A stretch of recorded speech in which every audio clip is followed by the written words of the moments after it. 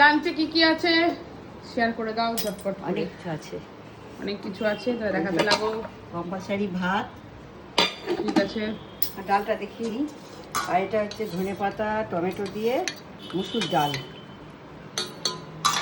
আর শীতকালের স্টাইলে, তাই তো? হ্যাঁ, কি সুন্দর গন্ধ রে ধনেপাতাগুলো, দারুণ গন্ধ। আর এটা হচ্ছে ফেলে দেবো ভাবছিলাম, কালো হয়ে গেছে বলে, তারপরে দেখলেন না 2-3 দিন আনা হয়ে গেছে। হ্যাঁ, কিন্তু করা প্রচন্ড হচ্ছে নরম, না, ফেলতে পারলাম না। ভেজে দিয়েছো ওই জন্য। তুই ভালোবাসিস বলে ফেলতে পারি। নেড়ে নেড়ে ভেজেছো, এমনি যেমন ভাজো। হ্যাঁ, ভাজি যেমন পেঁয়াজ দিয়েছি। খাচ্ছি আমি, খেতে খেতে ভিডিও করছি।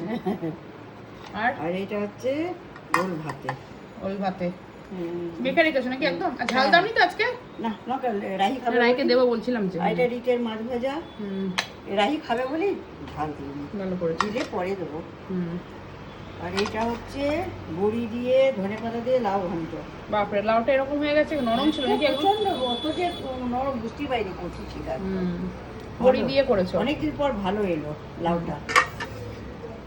আর মাছ করেছো নাকি আজকে? হ্যাঁ, মাছ। না ডিম করেছো? না, মাছ ডিম করি। এটা হচ্ছে রুই পোস্ত। এটা হচ্ছে রুই পোস্ত।